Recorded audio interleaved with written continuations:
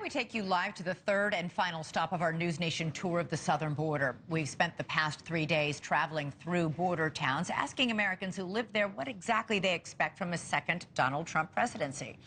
We've also heard from officials who say they need more resources to stem the flow of illegal migrants crossing the border. And we've seen the real-life effects of cartels smuggling drugs and humans into the U.S.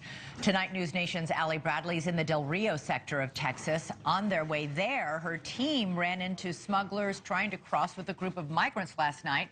Border correspondent Allie Bradley joins us live from Shelby Park in Eagle Pass, Texas. Allie, tell us what happened. Yeah, hey, Elizabeth. So, you know, we've been doing this kind of 3 busy sectors in 3 days following the Trump-Vance victory. And what we experienced last night was quite possibly the scariest part of the leg of the trip. And quite frankly, some of the most unsettling experiences I've had along the southern border. So we want to show you some pieces of video and kind of walk you through what we experienced here in the El Paso sector, which is where we ended last night.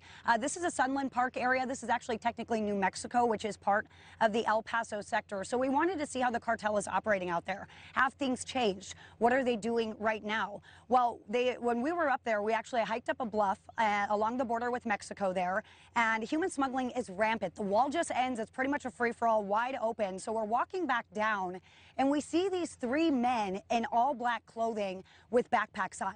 We didn't know if they were going to cross into the U.S., but they absolutely did. We have watched them.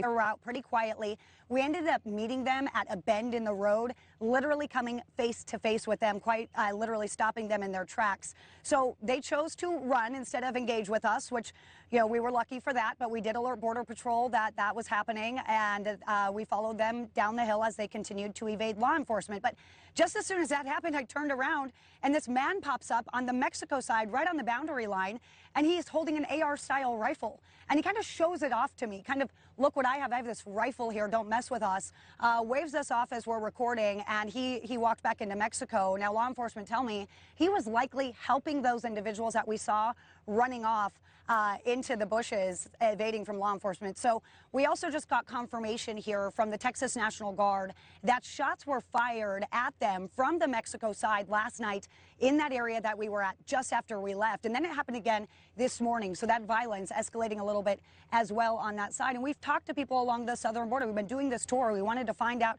how they feel. And we've heard a lot of people talk about kind of supporting Donald Trump's policies when it comes to border security and wanting to see that change. But not everybody is happy with this change and what's going to be happening down here. We talked with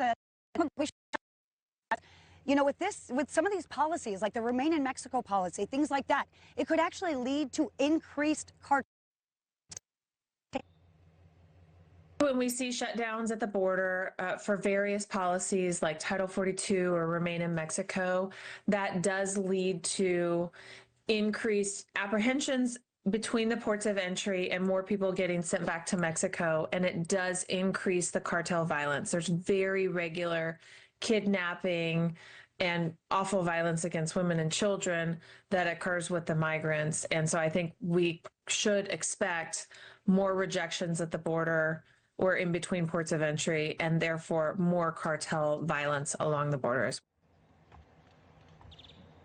Okay, so obviously we took this 3-day tour to really figure out what is happening on the ground. We have been your eyes and ears on the ground now for 3.5 years at NewsNation. So the reality here is, though, that we wanted to stop here in Eagle Pass in the Del Rio sector in Shelby Park. Very fitting to end our tour because this has been kind of the epicenter for a lot of issues, back and forth legal battles on a state level and, of course, that federal side as well, Elizabeth. So we'll see what happens under President Trump because he has absolutely supported what Governor Abbott is doing down here.